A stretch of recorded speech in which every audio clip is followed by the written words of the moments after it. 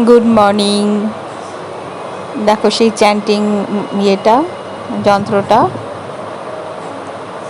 সকালবেলায় সূর্যের আলো পেয়ে পাই করে ঘুরছে। আর এর তো বিরাম নেই মাথা নাড়ানোর। এত কিউট, এটা খুব কিউট লাগে।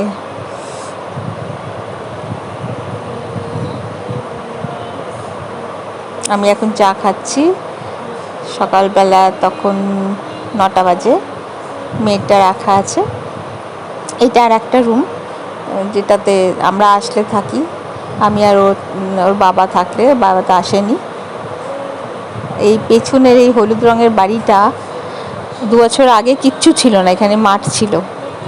2 বছরের মধ্যে এত বড় একটা বিল্ডিং পুরো কমপ্লিট হয়ে গেল। কীভাবে কী দিয়ে করেছে ভগবান জানে। কোনো প্ল্যানিং নিয়ে আজকাল বাড়িঘরদোর হয় কি না জানি না। ভবিষ্যৎ কি সন্দেহ আছে। ওই দূরে বড় বড় হাই রাইজ বিল্ডিং দেখা যাচ্ছে।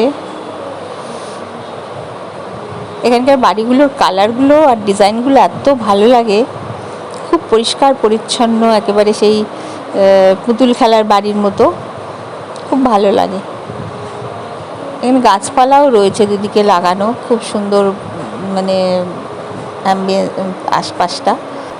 এখন মেশিনে জামা কাপড় কাচা হচ্ছে। এই 2 দিন ছুটি পায়, ওর সমস্ত কাজ পেন্ডিং থাকে যেগুলো করতে হয় বেচারাকে। এখন আমি আছি তাই একটু করে দিচ্ছি সাহায্য। এদিকে এক প্রস্থ জামা কাপড় মেলাও হয়ে গেছে। আর দেখো, তখন একটু আগে রোদ ছিল না, এখন দেখো কি কালো করে মেঘ করেছে। চারিদিকে একবারে কালো হয়ে গেছে। আর দূরে ওই সাদা মেঘটা আছে না, ওটা জলের মেঘ।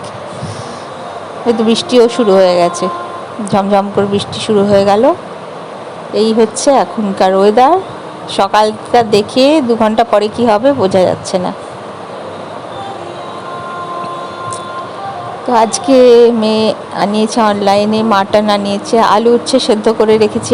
আমি আছি বলে এসব খাওয়াবো জোর করে। কালকে কেক বানিয়েছিলাম, মানে চকোলাভা কেক বানিয়েছিলাম। সেটা হচ্ছে মাংসটা সকাল থেকে ম্যারিনেট করে রেখে দিয়েছি, সব মশলা পেশাই ছিল। আজকে মেয়ে রান্না করবে। আলু ডুমো করে কেটে রেখেছি, পেঁয়াজ কুচি করে দিয়েছি, হেল্প করে দিয়েছি আমি, রান্নাটা ও করবে।